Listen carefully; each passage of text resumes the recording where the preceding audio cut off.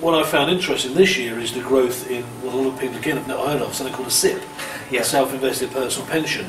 There are still the normal techniques of raising finance, such as remortgaging on a property or looking for personal loans. But the two areas I think there's been a huge amount of growth, one is the SIPP, and the other technique is called 100% finance. But it's probably worth just again touching on the self-invested personal pension plan, because so many people don't know what that is, and yet it's a phenomenal way to not only raise funds but sort out your pension. People are concerned about how their own pensions are performing and their retirement planning.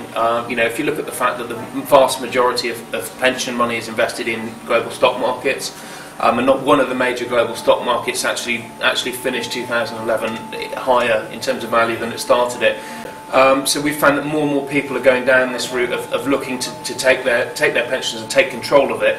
Like we say, in this market, cash is king, and it's one way that you can access cash. I know it's something that obviously you've done yourself, Clive. Yeah, well actually I'm a great case study for that.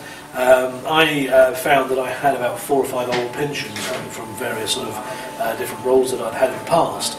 I thought maybe I had 30, 40, 50,000 pound accrued in those. I was very pleased to find out, in fact, that I had about 110,000. And what would that pay you in retirement in a kind of conventional form? It would actually have only paid me, incredibly and very frustratingly, about £6,000 a year. And the offensive thing about that to me is effectively you hand that £110,000 over to a pension company at retirement, and they drip feed back to you your money, in my case at the rate of about £6,000 a year. What I've been able to do with the SIPP is convert my pensions into this self-invested personal pension. I now control where the money goes, and obviously, fortunately, because I know about property investing, I've put a hefty chunk of that into a particular Caribbean product, and so the rest of it in a few other products that we carry, that we recommend to our clients. And I'm now looking at having converted that, literally by just changing the format of my pension, from an income of about £6,000 a year to an income of over £40,000 a year in retirement. And in fact, I can actually access some of that in the next few years rather than waiting until I retire.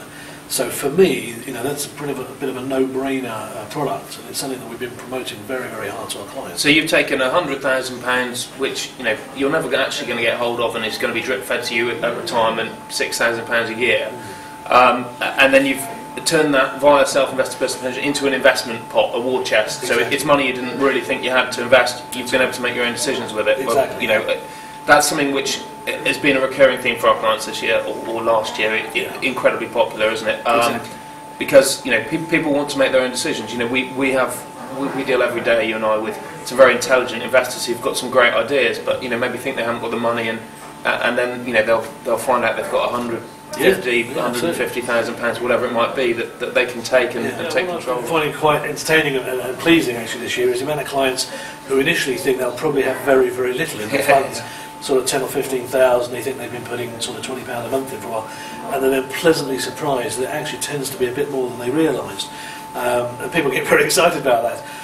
But really, what's important to us, of course, is it's a war chest, as you rightly say. It means they actually have got funds. It was otherwise dead money, really, going to give them a very poor pension, and now we're able to show them and satisfy them from an early age that actually within a couple of months of sorting this out, they're going to be in a situation where they know they're going to retire on 30, 40, 50,000 a year.